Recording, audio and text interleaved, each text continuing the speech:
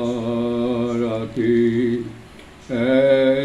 একলা পাগল যায় কিরে,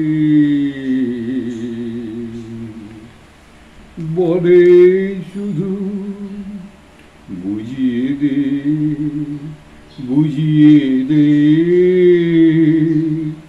বুঝিয়ে দে। আধারাতে একলা পাগল যায় কিরে, বলে শুধু বুঝিয়ে দে, বুঝিয়ে দে, বুঝিয়ে দে।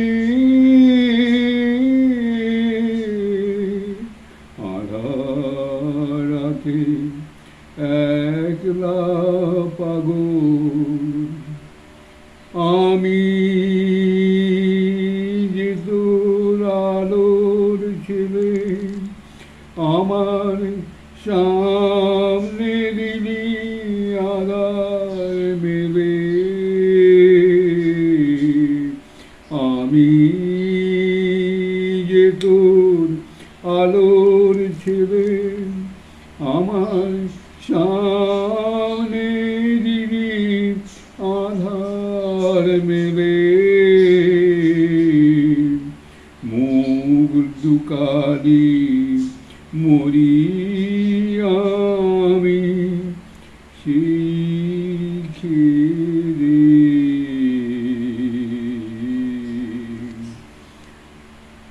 বুঝিয়ে দে, বুঝিয়ে দে, বুঝিয়ে দে। আধারাতে একলা পাগল, অন্ধকারে অস্তরবি লিপি লেখা, আমার তার অর্থ শেখা। অন্ধকারে অস্তরবি লিপি লেখা, আমার তার অর্থ শেখা। তোর প্রাণের বাসি তান যে নানা, সেই আমারই ছিল জানা। তোর প্রাণের বাসি তান যে নানা, সেই আমারই ছিল জানা। আজ মরণ বিনার অজানা সুর নেব সেবে। বুঝিয়ে দে, বুঝিয়ে দে, বুঝিয়ে দে। আধারাতে একলা পাগল। এবার শিশুর জন্য আর শ্রীরামকৃষ্ণ অবতারের কথা কিছু বলব। সেটা হচ্ছে শিশুর জন্য যখন নবদ্বীপে ছিলেন, যতদিন ছিলেন, তখন নবদ্বীপে একরকম লীলা করেছেন। নবদ্বীপ থেকে যখন চলে গেলেন, তখন কিন্তু আর নবদ্বীপে কোনোদিন ফেরেনি। পুরীতে চলে গেলেন এবং সেখানেই দেহ রেখেছিলেন। তো নবদ্বীপে যখন ছিলেন তখন অনেক কাণ্ড করে বেড়াতেন। সেটা হচ্ছে কেউ তো জানতো না যে উনি অবতার ভগবান, মানে মানুষের রূপ ধরে এসছেন। হয়তো মেয়েরা পুজো দেওয়ার জন্য গঙ্গার ঘাটে সব পুজো টুজো রেখেছেন, তো গিয়ে গঙ্গা স্নান করছে, করে পুজো নিয়ে গিয়ে কৃষ্ণের কাছে পুজো দেবে আর কি, গোপাল বা কৃষ্ণ। তো চৈতন্য কী করতেন, এসে সেই পুজোর জায়গা থেকেই সব সন্দেশ পুজোর জিনিস নিয়ে পালিয়ে যেত, নিয়ে খেতেন আর কি। তখনও জানে না যে কৃষ্ণ স্বয়ং এসে তাদের প্রসাদ খেয়ে যাচ্ছে। এ তো গেল একখানে। তারপরে যখন একটু বড় হলেন তখন শীতলী কী করতেন, মানে নবদ্বীপে ভিক্ষে করতে পেরেছেন, ভিক্ষে করতে পেরেছেন, নানা লোকের কাছে কিছু কিছু ভিক্ষে চাইতেন। তো এবার শ্রীধর বলে একজন ছিল নবদ্বীপে, সে শ্রীধর খুব গরিব মানুষ, তার কয়েকটা কলা গাছ ছিল, সেই কলা গাছের পাতা, পেটি এইসব বিক্রি করতো। পেটি মানে যেগুলো আমরা সাজেতে ব্যবহার করি, কলা গাছের কাণ্ড থেকে খোলাগুলো নিয়ে ছোটো ছোটো করে কাটা, তাতেই তখনকার দিনের ব্রাহ্মণরা আহার করতো, বড় সব নানা কাজে লাগাতো। তো শ্রীচৈতন্য গিয়ে সেই শ্রীধরের কাছ থেকে পেটি নিয়ে চলে আসতেন। শ্রীধর বলতেন, দেখো ঠাকুর, আমি তো খুব গরিব মানুষ, আমি এই কটা পেটি বিক্রি করে আমি একটুখানি পেটের ভাত জোড়াবো, তুমি এম করে নিয়ে চলে গেলে কী করে হয় বলো তো? শ্রীচৈতন্য শুনতেন না, আমরা পেটি নিয়ে চলে যেত। তো এর পরবর্তীকালে শ্রীচৈতন্য যখন একদম পূর্ণরূপে প্রকাশ পেলেন, অবতার হলেন, যখন নিতাই এলেন এবং অদ্বৈত সব বুঝতে পারলেন যে ভগবান শরীর ধারণ করে এসছে, সেই সময় একবার শ্রীচৈতন্য বললেন, যাও কোনো শ্রীধরকে নিয়ে এসো, শ্রীধরকে কৃপা করবে। তখন শ্রীচৈতন্য অদ্বৈত এরা শ্রীধরের কাছে গেল। তো শ্রীধর তখন ভাবছি বসে বসে, এই ঠাকুর তো আমার কাছ থেকে সব এই কলার পেটে পেটে নিয়ে যেত, এখন কি আমার মনে রাখবে? হ্যাঁ, এখন উনি ভগবান অবতার বলে শুনছি, কত বড় মহাপুরুষ, তিনি কি আমাকে মনে আছেন, আমাকে মনে থাকবে? এই কথা ভাবতেন। তখন ওই শ্রীচৈতন্য আর শ্রীচৈতন্য নিতাই আর অদ্বৈত সব এসছে যাতে এই শীতলে নিতে চল ঠাকুর তোমায় কৃপা করবো। এইটা শুনেই শীতলের ভাব সমাধি,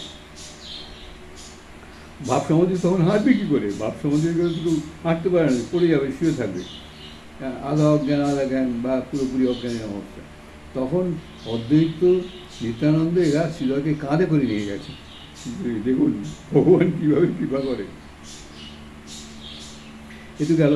তারপরে জগাই মাধাই এরা তো শ্রীচৈতন্যের কাছে আসেনি, শ্রীচৈতন্য নিজেই জগাই মাধাই কৃপা করেছে, বুঝতে পারছেন তো?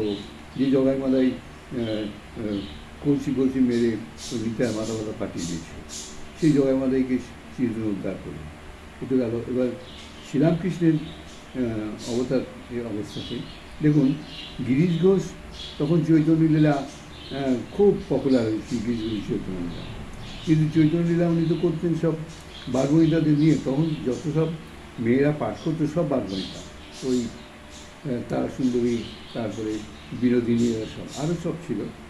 তো একদিন ঠাকুর এসব শুনে লোকে খুব অ্যাপ্রিসিয়েট করেছে, অনেক বড় মানে বৈষ্ণব সাধুরা সব দেখতে যাচ্ছে। এই শুনে শ্রীরামকৃষ্ণ বলেন যে একটা ভক্তদের এতে অনুরোধে শ্রীরামকৃষ্ণ নিজে গেলেন ওই জ্যোতির্ময় দর্শন করতে, এবং সেখানেই গিরিশ ঘোষের সঙ্গে প্রথম দেখা, প্রথম আলাপ, এবং গিরিশ ঘোষ ওখানে কৃপা করে গেলেন। দেখুন, স্বয়ং ভগবান গিরিশ ঘোষ ঠাকুর ওই আসেনি, ঠাকুর নিজে গিয়ে গিরিশ ঘোষের সঙ্গে দেখা করেছেন, ওখানে সাক্ষাৎ করলেন, সেই থেকে গিরিশ ঘোষের যাতায়াত শুরু হলো, এবং গিরিশ ঘোষকে পুরোপুরি কৃপা করলেন।